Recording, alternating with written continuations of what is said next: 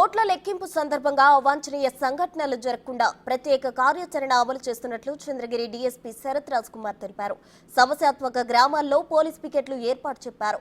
ప్రతి police station పరిధిలో police mobile పార్టీలు, క్యూఆర్ టీంలు ఏర్పాటు చేశామన్నారు. ట్రబుల్ మ్యాంగర్లు, సంఘ విద్రోహ శక్తులపై ప్రత్యేక నిఘా ఉంచామని తెలిపారు. కౌంటింగ్ రోజున విజయోత్సవ ర్యాలీలు, సభలు, సమావేశాలకు అనుమతి లేదని డీఎస్పీ చెప్పారు. ఎన్నికల కౌంటింగ్ ప్రక్రియ ప్రశాంతంగా నిర్వహించేందుకు అన్ని పార్టీలు సహకరించాలని ఆయన కోరారు.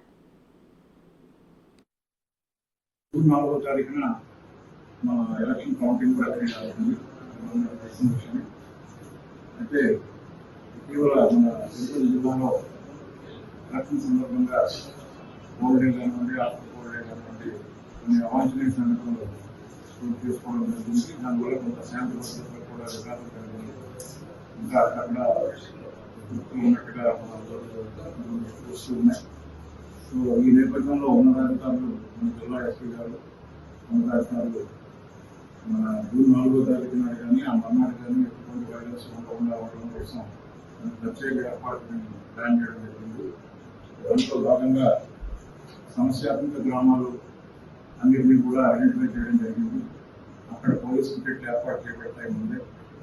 అలాగే పెట్రోలింగ్ టీమ్స్, రిక్రియేషన్ టీమ్స్ ఇవన్నీ కూడా ఏర్పాటు చేస్తున్నాము. టోటల్గా అన్ని గ్రామాలు కూడా పోలీసు పర్యవేక్షణలోనే ఉంటాయి.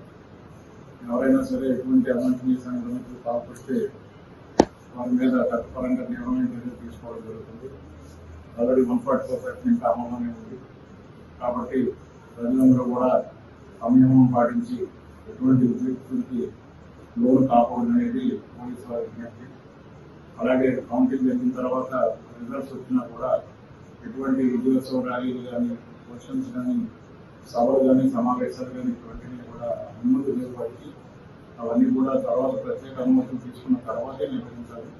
ఆ రోజులు కానీ ఆ మొన్న కానీ చేయడానికి అనుమతి లేదు. ఇది కూడా అందరూ గుర్తించాలి. అలాగే ఈ